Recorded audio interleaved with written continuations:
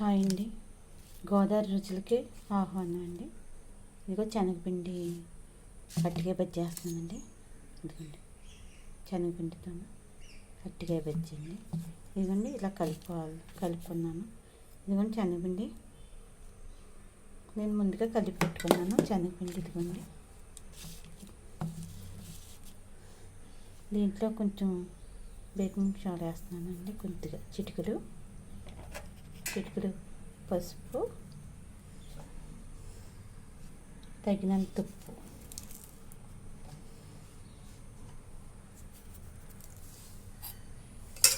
వేసుకునండి బాగా కలుపుకోవాలండి.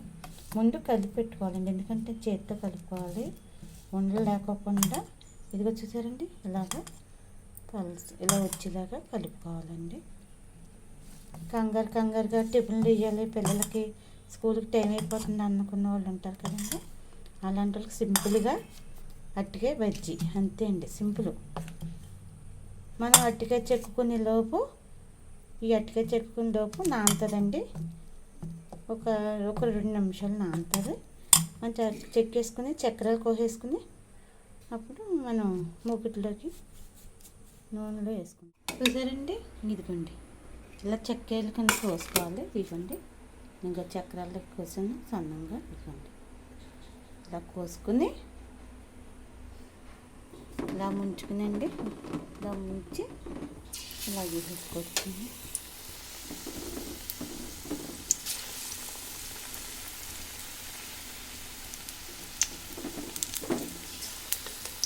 చక్కగా ఉబ్బుతాయండి.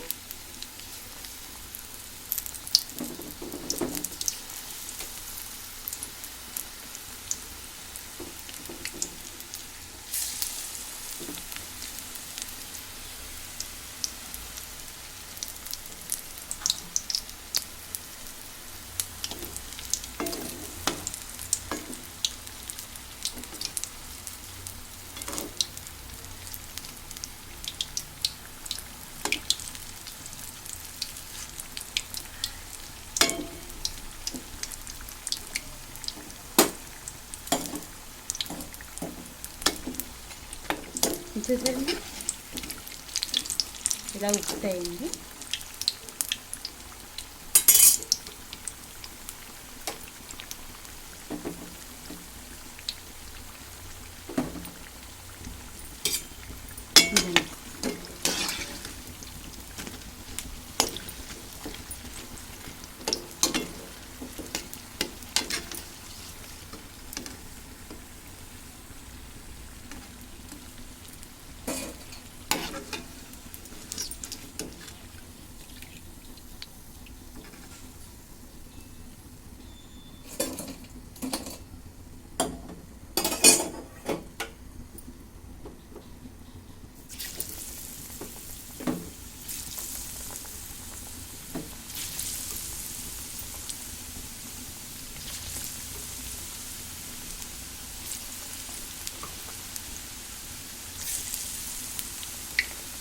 ఇలా ముంచుకోవాలండి.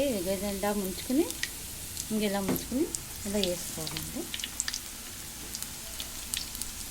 దాంట్లో ముంచేసుకోవాలండి. ములుగుతుంది కదా, ములిగినప్పుడు మనకి బాగా ఉబ్బుతాయండి.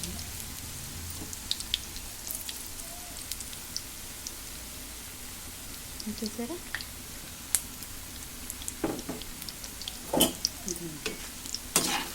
ఎలా వచ్చింది. పిల్లలకి మధ్యాహ్నం మాకు స్నాక్ కింద వేసి కూడా స్కూల్ నుంచి రాగానే పిల్లలు ఏదో తింటాక అడుగుతారు కదండి. చాలా సింపుల్గా అండి, నేను చాలా సింపుల్గానే చెప్తానండి. చూసారండి ఇలా సింపుల్గా వేసేసుకోవచ్చు.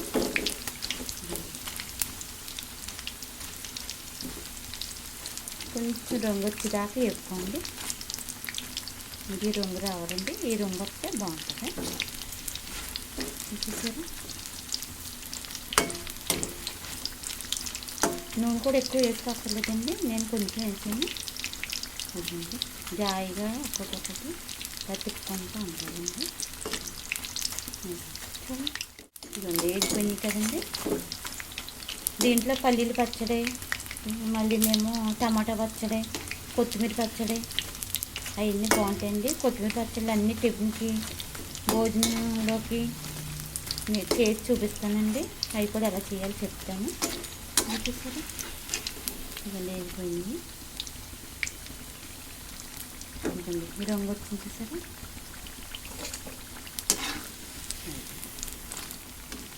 ఇలాగే వేసుకుని మధ్యాహ్నం మాటలు పిల్లలకి స్కూల్ నుంచి రాగానే ఇలా వేసి పెడితే చక్కగా తింటారండి.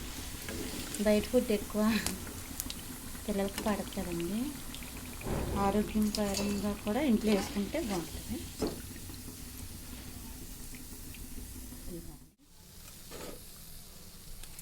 ఎలా ఓపెన్ చేసి చూసారండి, బాగా వస్తుంది. లైక్ చేయండి, షేర్ చేయండి.